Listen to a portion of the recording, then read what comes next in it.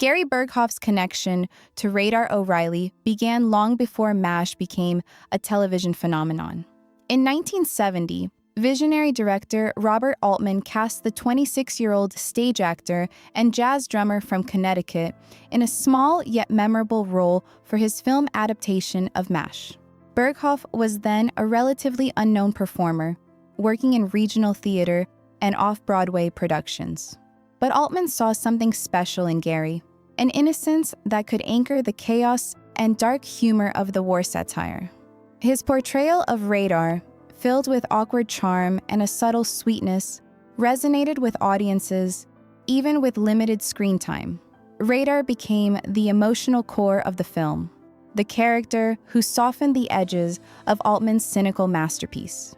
Gary's performance left a lasting impression, setting the stage for his iconic role in the subsequent TV series adaptation.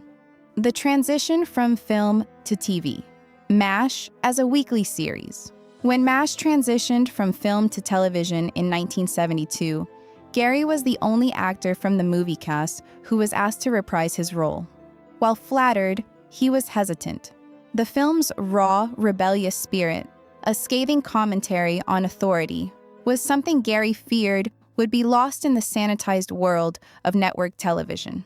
However, the temptation to revisit Radar, to expand his character beyond the comic relief of the film, ultimately proved too compelling. In the early seasons, MASH quickly redefined television, airing during the height of the Vietnam War. The show's subtext was clear, as soldiers, doctors, and civilians alike found themselves confronting the disillusionment that ran through each episode. Amid the chaos, Radar stood as a beacon of innocence, and Gary's portrayal resonated deeply with audiences. The struggle with typecasting, trapped in the role of Radar. As MASH progressed into its second season, Gary Burghoff found himself in a challenging position. Critics and fans alike began to call Radar the heart of the 477 TF, but the more beloved his character became, the more he struggled with the pressure of maintaining that sweetness. Radar's character was forever frozen in time, never evolving despite the other characters growing in complexity. The show's producers insisted that Radar remain as the innocent, wide-eyed clerk, which stifled Gary's ability to explore new dimensions of the character. The public's affection for Radar became a heavy burden, and Gary started to feel trapped by the role. His perfectionism collided with the limitations of the script, leaving him to internalize criticism, and every note from the writer's room felt like a reminder of how confined he was in the role. Behind the scenes, growing tensions and emotional strain. Behind the scenes, the pressures of fame and the exhausting demands of filming began to take their toll on Gary. The shooting days were long, and the tone of the show was shifting from pure comedy to tragic realism. While his co-stars could vent their frustrations with sarcasm and gallows humor, Gary internalized the melancholy that permeated each episode. He absorbed the weight of the show's emotional scenes, and the line between actor and character began to blur. Off-camera, Gary became quieter, more withdrawn, often seeking solitude during breaks between takes. He felt the pressure of embodying Radar's innocence while struggling with his own personal exhaustion. By the middle seasons, what was once a joyful role now felt like a heavy obligation, and the tension between Gary's inner world and the character he was portraying grew more palpable. The strained relationship with co-stars, a battle of creative differences. As MASH continued, tensions began to simmer between Gary and his co-stars, particularly with Wayne Rogers, who played trapper John McIntyre. Initially, their chemistry was undeniable, with Rogers' cool surgeon contrasting with Burghoff's awkward yet lovable clerk. However, long filming days took their toll, and Gary's emotional approach to acting began to clash with Rogers' more methodical, precision-based style. According to reports from Raymond Straight's 1983 biography, the friction boiled over one afternoon when Gary challenged a scene rewrite. Rogers, frustrated with the delays, slammed a chair across the set, narrowly missing Gary. Though the incident was resolved professionally, the tension lingered. Rogers left the series after season 3, citing contract disputes, but the real cause was the ongoing friction between him, the producers, and some of the cast, including Gary. Gary Burghoff's decision to leave, the burden of fame. By 1979, the strain had become unbearable for Gary. He was burnt out, his marriage was suffering, and he found himself questioning the value of his fame. He told producers that he wanted to leave after season 7, and though they convinced him to stay for a proper send-off, Gary was resolute in his decision. His character, Radar, would leave the 477th in a 2-part farewell, Goodbye Radar, which aired during season 8. Gary, however, wanted more from the farewell than just a quiet exit. He wanted to give his character a cathartic moment, a dramatic breakdown full of emotion. Director Charles S. Dubin disagreed, suggesting that less would be more. Gary fought for his vision, and when the scene was filmed, it was over the top, forced, theatrical, and out of place.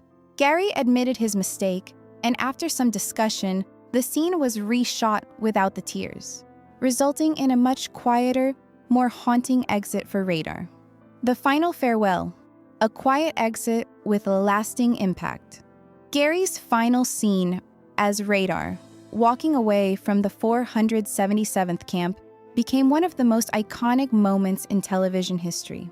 The understated departure, with helicopters arriving and the work of the camp continuing without pause, perfectly captured the harsh realities of war and the fleeting nature of goodbyes. Though Gary had initially fought for a more dramatic exit, the quiet, almost stoic departure ultimately became the show's most emotional and poignant moment. Gary later acknowledged that the scene humbled him, as it taught him that MASH was never about one person's emotional journey. It was about the collective human experience. His farewell to Radar was a moment of clarity, and the final cut moved millions of viewers, cementing Gary's legacy in the show's most powerful goodbye. The fallout, misunderstandings, and media speculation.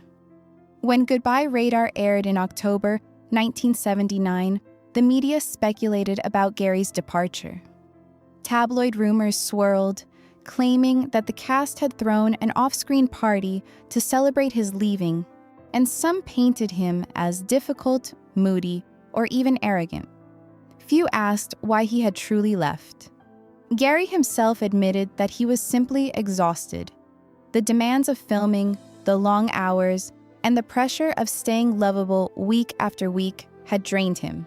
He wanted to be a present father and a more grounded person, not just a beloved TV character trapped in reruns. His co-stars, while understanding the impact his departure had on the show, recognized the toll it had taken on him. Jaime Farr, Loretta Sweet, and Alan Alda all later expressed their respect for Gary's decision and his contributions to the series. Gary Burghoff's life after MASH. A quiet reclusion. After leaving MASH, Gary Burghoff largely disappeared from Hollywood's spotlight. He made a few guest appearances, including a short-lived spin-off pilot, Walter, in 1984, and did some regional theater and voice work. But he resisted the fame machine, choosing instead to live a quieter life. Gary found solace in painting, composing music, and mentoring young performers outside the public eye. He often said, "I don't fly, I like being where my feet are." In the 2000s, he appeared in a YouTube video to support California wildfire victims, helping raise over $16,000 for relief. Gary's post-MASH life reflected the man behind the character, sensitive, grounded, and devoted to family and humanitarian causes. Gary Burghoff's legacy, redemption, and reflection. Over the years, Gary Burghoff's legacy has been redefined by his co-stars, fans, and even himself. No longer seen as the difficult actor once depicted in tabloids, Gary's contributions to MASH are now celebrated with respect and admiration. His portrayal of Radar remains iconic, a symbol of kindness and innocence in the face of war's horrors.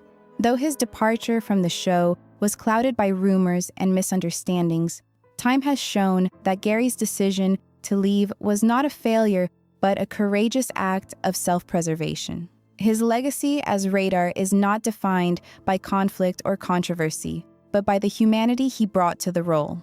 In every rerun, Radar's quiet compassion still resonates with viewers, a reminder that even in the most chaotic of times, kindness can survive.